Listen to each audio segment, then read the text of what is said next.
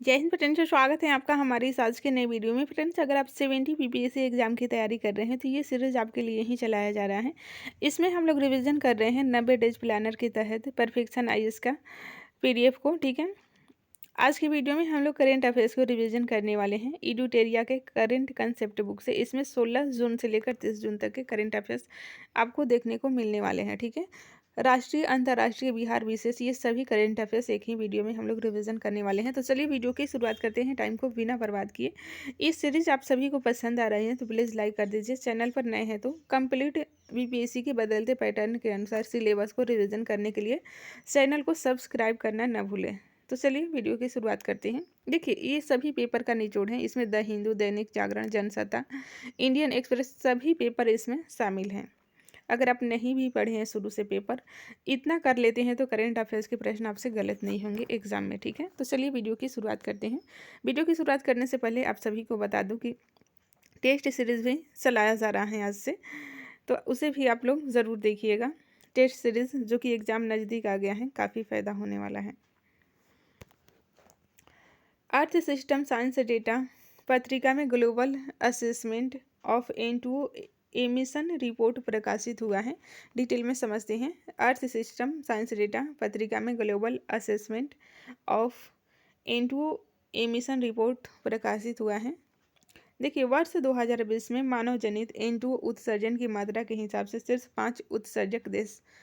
प्रथम स्थान पर है चीन, जो कि 16.7% उत्सर्जित करता है। भारत दूसरे स्थान पर है N2 उत्सर्जन में। N2 क्या है? ये नाइट्रस ऑक्साइड है। ठीक है, जिसे हंसाने वाली गैस भी कहा जाता है। 10.9% भारत है। संयुक्त राज्य अमेरिका 5.7%, ब्राज़ील 5.3% और रूस 4.6% है। तो 3 देशों का नाम रखिएगा, चीन, भारत, यूएसए। ठीक है, इस रिपोर्ट के अनुसार भारत नाइट्रस ऑक्साइड N2 उत्सर्जन का विश्व का दूसरा सबसे बड़ा स्रोत है। तो इसका क्रम आपको ध्यान रखिएगा, चीन, भारत, उसके बाद यूएसए।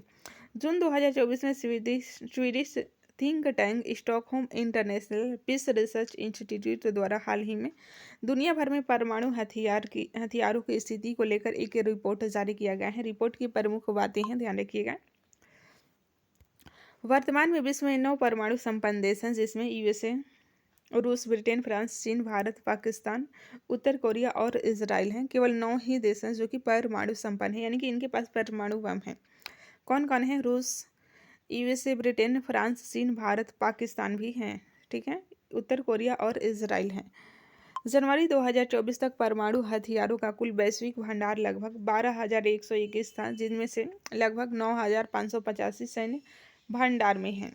रूस और यूएसए के पास संयुक्त रूप से कुल परमाणु हथियारों का लगभग 90% है। 2 ही रूस हैं जो कि 90% रखे हैं, अमेरिका और रूस। ठीक है, जनवरी 2024 में भारत के संग्रहित परमाणु हथियारों की संख्या 172 थी, जबकि पाकिस्तान के पास कुल 70 थी परमाणु हथियारों की संख्या। इस सूची में भारत पाकिस्तान को पीछे छोड़ते हुए विश्व के परमाणु हथियार संपन्न राष्ट्रों में 6ठे स्थान पर आ गया है। हाल ही में कैमरून के पूर्व प्रधानमंत्री फिलेमॉन यंग को संयुक्त राष्ट्र महासभा के 79वें सत्र का अध्यक्ष चुना गया है। ठीक है, संयुक्त राष्ट्र महासभा के 79वें सत्र का अध्यक्ष फिलेमॉन यंग को चुना गया है। डिटेल में समझते हैं। देखिए, फिलेमॉन यंग त्रिनिदाद और टोबागो के डेनिस फ्रांसिस 78वें सत्र का अध्यक्ष जिन्होंने किया था, इनका स्थान लेने वाले हैं। इससे पहले कौन थे? तो ध्यान रखिएगा, डेनिस फ्रांसिस थे। कहीं कहीं बोलने में मिस्टेक होगा तो प्लीज़ हम आप सभी से क्षमा चाहते हैं। हाल ही में थाईलैंड की संसद द्वारा समलैंगिक विवाह को कानूनी मान्यता को देने के बाद थाईलैंड समलैंगिक विवाह को मंजूरी देने वाला दक्षिण पूर्व एशिया का पहला तथा एशिया का तीसरा देश बन गया है। दक्षिण पूर्व एशिया में थाईलैंड का स्थान पहला है, लेकिन एशिया में बात होगी तो तीसरा, ध्यान रखिएगा। इससे पूर्व ताइवान और नेपाल द्वारा समलैंगिक विवाह को अनुमति दी गई है। नेक्स्ट बात करते हैं, हाल ही में पीटर पेलेग्रिनी को ने स्लोवाकिया के 6ठे राष्ट्रपति के रूप में शपथ ली है। पीटर पेलेग्रिनी देश की पहली महिला राष्ट्रपति जुजाना कैपुटोवा का स्थान लेंगे। ठीक है, हाल ही में संयुक्त राष्ट्र द्वारा इजराइल को बच्चों के खिलाफ अपराध करने वाले अपराधियों की वैश्विक सूची में जोड़ा गया है। जून 2024 में विश्व आर्थिक मंच द्वारा अपनी वार्षिक रिपोर्ट फोस्टेरिंग इफेक्टिव एनर्जी ट्रांजिशन में वैश्विक ऊर्जा संक्रमण सूचकांक जारी किया गया है। वैश्विक ऊर्जा संक्रमण सूचकांक में शीर्ष रैंकर स्वीडन, डेनमार्क, फिनलैंड और स्विट्जरलैंड है। ठीक है, वैश्विक ऊर्जा संक्रमण सूचकांक में स्वीडन, डेनमार्क, फिनलैंड और स्विट्जरलैंड है। ध्यान रखिएगा, इस सूचकांक में 120 देशों को शामिल किया गया है। वैश्विक ऊर्जा संक्रमण सूचकांक 2024 में भारत को 120 देशों में 63वां स्थान प्राप्त हुआ है। पिछले स्थान देखिए 67वां स्थान था, लेकिन इस बार 63वां स्थान प्राप्त हुआ है। नेक्स्ट बात करते हैं, 13 से 15 जून 2024 को इटली के अपुलिया फसानो शहर के वोर्गो एग्जानिया में 50वें G7 शिखर सम्मेलन 2024 का आयोजन किया गया है। 50वें G7 शिखर सम्मेलन की अध्यक्षता इटली की प्रधानमंत्री जॉर्जिया मेलोनी द्वारा की गई थी। G7 शिखर सम्मेलन इटली में हुआ था, ध्यान रखिएगा। इस सम्मेलन में भारत का प्रतिनिधित्व प्रधानमंत्री श्री नरेंद्र मोदी द्वारा किया गया। देखिए, भारत सदस्य नहीं है, लेकिन प्रतिनिधि इनको मतलब कि आमंत्रित किया गया था। जून 2024 में अंतर्राष्ट्रीय प्राकृतिक संरक्षण संघ यानी कि IUCN ने इबेरियन लिंक्स की संरक्षण स्थिति को लुप्त प्राय से बदलकर असुरक्षित कर दिया है। यह प्रजाति मूल रूप से स्पेन तथा पुर्तगाल की निवासी है। नेक्स्ट बात करते हैं IUCN की स्थापना की। यहाँ पे स्टैटिक भी आपका कंप्लीट होते जाएगा। 5 अक्टूबर 1948 को मुख्यालय गलैंड, स्विट्जरलैंड में है।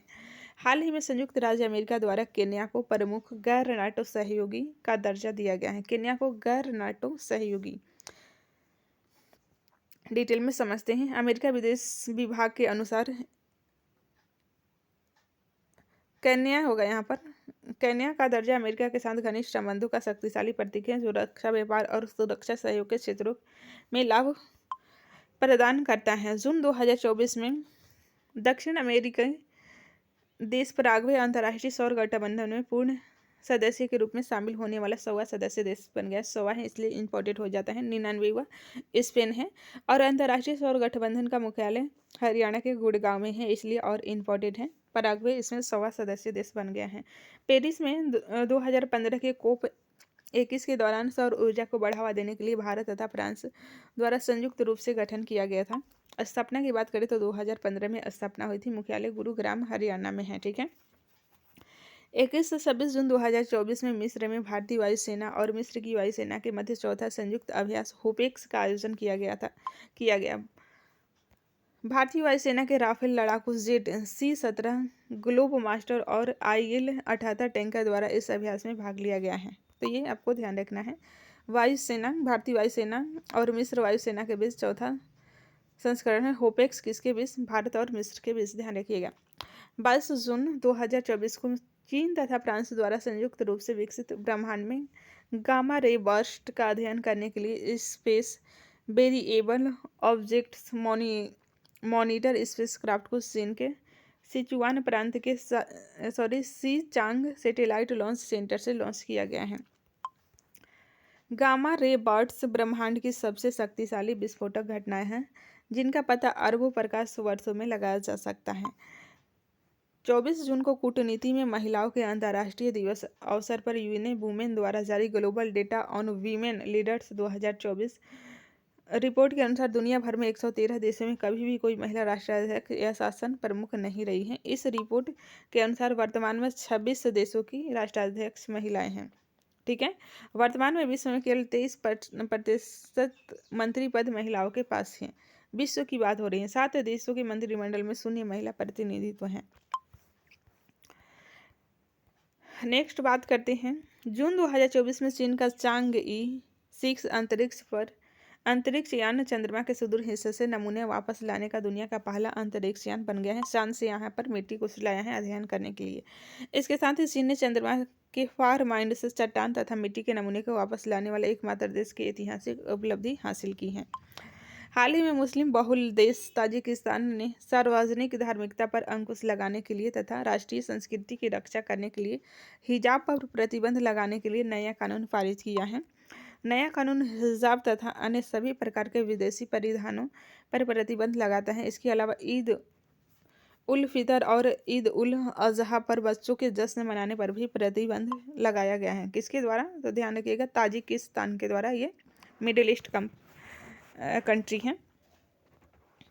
जून 2024 में पुर्तगाल के पूर्व प्रधानमंत्री एंटोनियो कोस्टा पुर्तगाल के पूर्व प्रधानमंत्री एंटोनियो कोस्टा को यूरोपीय संघ की यूरोपीय परिषद के नए अध्यक्ष के रूप में चुना गया। यूरोपीय परिषद के नए अध्यक्ष एंटोनियो कोस्टा, नाम ध्यान रखिएगा। स्काई ट्रैक्स द्वारा आयोजित वर्ल्ड एयरलाइन अवार्ड्स 2024 में कतर एयरवेज को दुनिया का सर्वश्रेष्ठ एयरलाइन घोषित किया गया है। पूर्व मुख्य सचिव और ब्रिटेन में नेपाल के राजदूत लोकदर्शन रेग्मी को भारत में नेपाल का नया राजदूत नियुक्त किया गया है। जून 2024 में कनाडा द्वारा ईरान के सशस्त्र बल की शाखा इस्लामिक रिवोल्यूशनरी गार्ड कार्ड्स को आतंकी इकाई घोषित किया गया है। कनाडा द्वारा इस घोषणा के बाद IRGC के सदस्यों के कनाडा में प्रवेश पर प्रतिबंध लग गया है। वर्ष 2019 में संयुक्त राज्य अमेरिका IRGC को आतंकी संगठन घोषित कर चुका है। नेक्स्ट बात करते हैं जैव विविधता और पारिस्थितिकी तंत्र सेवाओं पर अंतर सरकारी मंच को वर्ष 2024 का ब्लू प्लैनेट पुरस्कार जीता गया है। ब्लू प्लैनेट पुरस्कार की शुरुआत वर्ष 1992 में रियो अर्थ समिट के दौरान की गई थी। IPBEC की स्थापना 2012 में मुख्यालय बॉन, जर्मनी में है। नेक्स्ट बात करते हैं जून 2024 में यूक्रेन मानव रहित प्रणाली बल सशस्त्र बलों की एक नई शाखा बनने वाला दुनिया का पहला देश बन गया है। ठीक है, सेना में यानी कि मानव नहीं रहेंगे, रोबोट से ही रहेंगे। बिहार स्पेशल जो कि मोस्ट इम्पोर्टेंट है, पिछले 15 दिन की खबरों को एक नज़र देखते हैं। चलिए, 19 जून 2024 को प्रधानमंत्री श्री नरेंद्र मोदी द्वारा बिहार के राजगीर में नालंदा विश्वविद्यालय के नवीन परिसर का उद्घाटन किया गया है। बिहार स्पेशल के लिए वेरी वेरी इंपॉर्टेंट है, इसे आपको ध्यान ही रखना होगा। वर्ष 2024 में यूनेस्को द्वारा नालंदा विश्वविद्यालय के अवशेष को वर्ल्ड हेरिटेज साइट में शामिल किया गया है। नालंदा विश्वविद्यालय का निर्माण गुप्त शासक कुमार गुप्त द्वारा करवाया गया था। हाल ही में पटना उच्च न्यायालय द्वारा एक ऐतिहासिक फैसला सुनाते हुए बिहार में सरकार द्वारा सरकारी नौकरी तथा उच्च शिक्षण संस्थानों के दाखिले में आरक्षण की सीमा को बढ़ाकर 65% करने का निर्णय रद्द कर दिया है। मुख्यमंत्री नीतीश कुमार की सरकार द्वारा जातीय जनगणना के बाद यह फैसला लिया गया है। केंद्रीय टेक्सटाइल मंत्री श्री गिरिराज सिंह बेगूसराय से सांसद द्वारा हाल ही में बेगूसराय में देश का 19वां निफ्ट खोलने की बात कही गई है। ठीक है, बिहार विधान परिषद के सभापति देवेंद्र चंद्र ठाकुर ने इस्तीफा दे दिया है। 18वीं लोकसभा चुनाव में श्री ठाकुर सीतामढ़ी से सांसद चुने गए हैं। भाजपा के वरिष्ठ नेता अवधेश नारायण सिंह को बिहार विधान परिषद का कार्यकारी सभापति नियुक्त किया गया है। अवधेश नारायण को कार्यकारी, ध्यान रखिएगा। पहले कौन थे? देवेंद्र चंद्र ठाकुर, इन्होंने इस्तीफा दे दिया है बिहार विधान परिषद से। आगे क्या होता है हम लोग नेक्स्ट करंट में पढ़ेंगे। चलिए देखते हैं। जून 2024 में मुख्यमंत्री श्री नीतीश कुमार द्वारा पटना के सम्राट अशोक कन्वेंशन केंद्र स्थित ज्ञान भवन में 2 दिवसीय आम महोत्सव का आयोजन किया गया नीतीश कुमार के द्वारा। हाल ही में बिहार कैबिनेट द्वारा पटना के बाद बिहार के 4 अन्य शहरों मुजफ्फरपुर, गया, दरभंगा और भागलपुर में मेट्रो रेल के परिचालन के प्रस्ताव को सैद्धांतिक सहमति दी गई है। सरकार द्वारा इन चारों शहरों में मेट्रो परिचालन की संभाव्यता का पता लगाने का कार्य गुरुग्राम स्थित राइट्स लिमिटेड को सौंपा गया है। ठीक है, जून 2024 में बिहार के उप मुख्यमंत्री श्री सम्राट चौधरी को पुनर्गठित GST दर नियुक्तिकरण पैनल का संयोजक नियुक्त किया गया है। कौन है उप मुख्यमंत्री? श्री सम्राट चौधरी। जून 2024 में छत्तीसगढ़ उच्च न्यायालय के जज रहे जस्टिस अरविंद सिंह चंदेल का पटना उच्च न्यायालय में स्थानांतरण कर दिया गया है। संविधान के अनुच्छेद 222 के तहत राष्ट्रपति द्वारा CJI के साथ परामर्श कर उच्च न्यायालय के जजों का तबादला किया जाता है। 222 के अनुच्छेद के तहत राष्ट्रपति के द्वारा हाल ही में सरकार द्वारा मुख्यमंत्री डिजिटल हेल्थ योजना के लिए 17.55 करोड़ रुपए जारी किए गए हैं। डिजिटल हेल्थ के लिए हाल ही में बिहार के जमुई से भाजपा विधायक श्रेयसी सिंह का पेरिस ओलंपिक 2024 के शॉट गन वुमेन प्रतियोगिता में चयन हुआ है। ठीक है, भाजपा विधायक श्रेयसी सिंह हैं, इनका पेरिस ओलंपिक 2024 के शॉट गन ट्रैप वुमेन प्रतियोगिता में चयन हुआ है। प्रसिद्ध निशानेबाज श्रेयसी सिंह इससे पूर्व कॉमनवेल्थ गेम में गोल्ड मेडल 2018 में जीत चुकी हैं। श्रेयसी, ठीक है, ये भाजपा के विधायक भी हैं।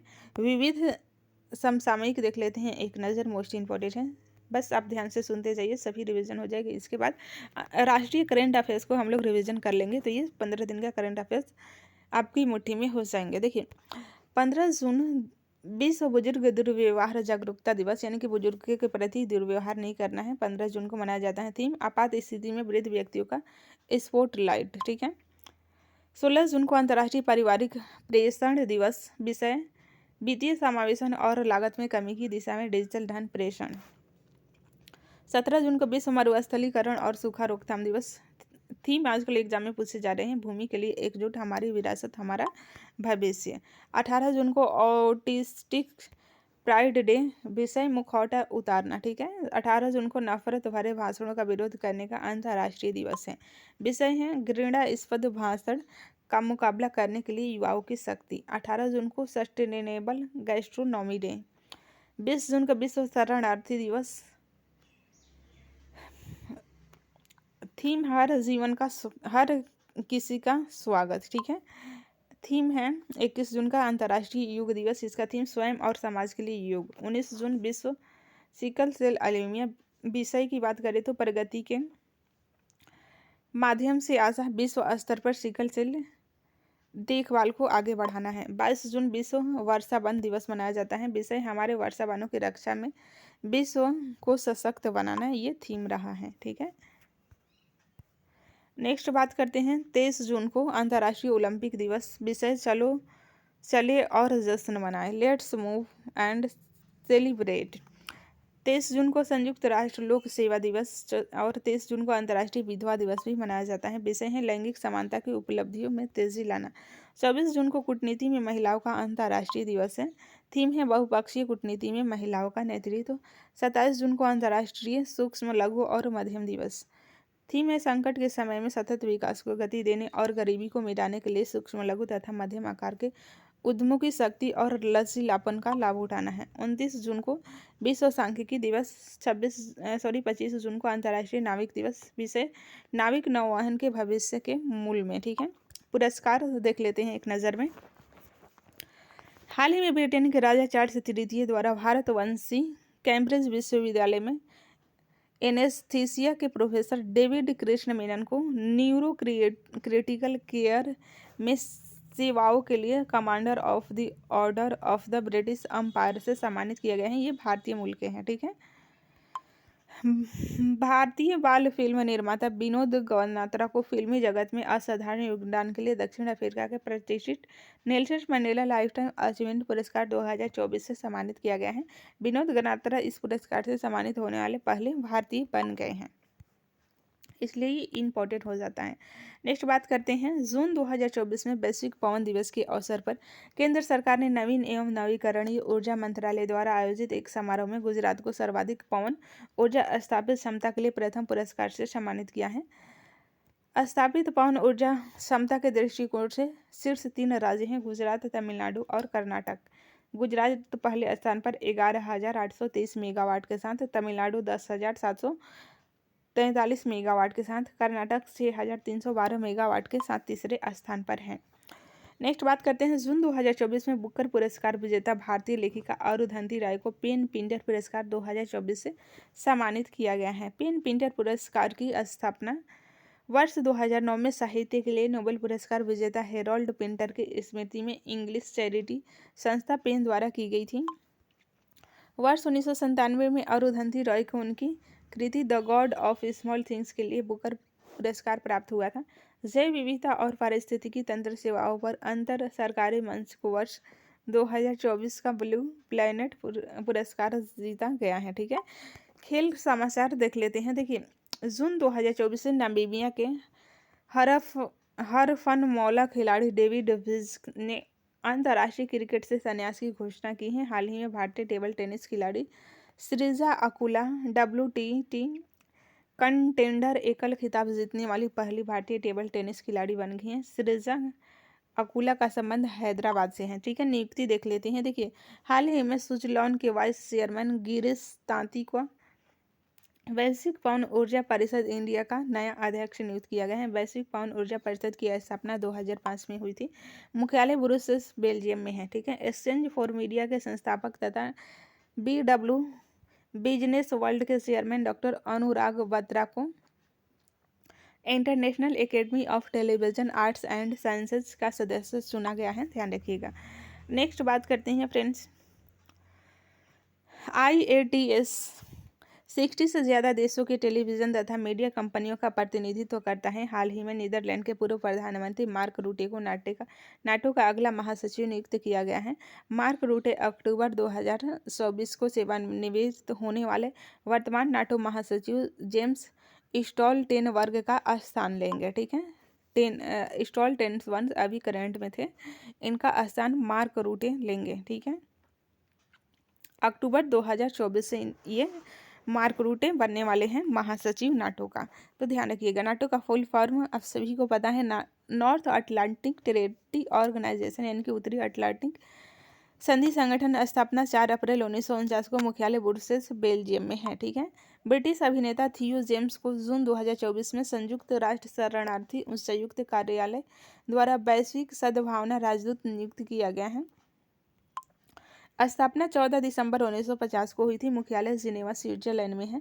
1972 वर्ष के भारतीय प्रशासनिक सेवा के अधिकारी डॉक्टर प्रमोद कुमार मिश्रा को दोबारा प्रधानमंत्री के पद सचिव के रूप में नियुक्त किया गया है। जून 2024 में लेफ्टिनेंट जनरल वाकर उज जमान को बांग्लादेश का नया सैन्य प्रमुख नियुक्त किया गया है। ध्यान रखिएगा, सिरिल रामाफोसा को पुनः दक्षिण अफ्रीका का राष्ट्रपति निर्वाचित किया गया है। इससे पूर्व वर्ष 2018 में रामापोसा द्वारा पहली बार राष्ट्रपति पद की शपथ ली गई थी। ठीक है, प्रसिद्ध भारतीय क्रिकेटर कपिल देव को हाल ही में professional golf tour of India का नया अध्यक्ष नियुक्त किया गया है।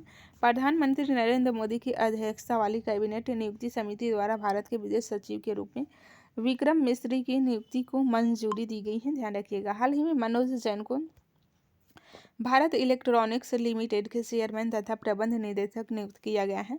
जून 2024 में गुजरात के राज्यसभा सांसद जेपी नड्डा को राज्यसभा में सदन का नेता नियुक्त किया गया है। फ्रेंड्स, 2 से 3 बार रिवीजन कर लीजिएगा, आपको करंट अफेयर्स से एक भी प्रश्न नहीं छूटेंगे। पूर्व मुख्य सचिव और ब्रिटेन में नेपाल के राजदूत लोकदर्शन रेग्मी को भारत में नेपाल का नया राजदूत नियुक्त किया गया है। ठीक है, अब देखते हैं मोस्ट इंपॉर्टेंट है राष्ट्रीय करंट अफेयर्स। चलिए रिवीजन करते हैं राष्ट्रीय करंट अफेयर्स को।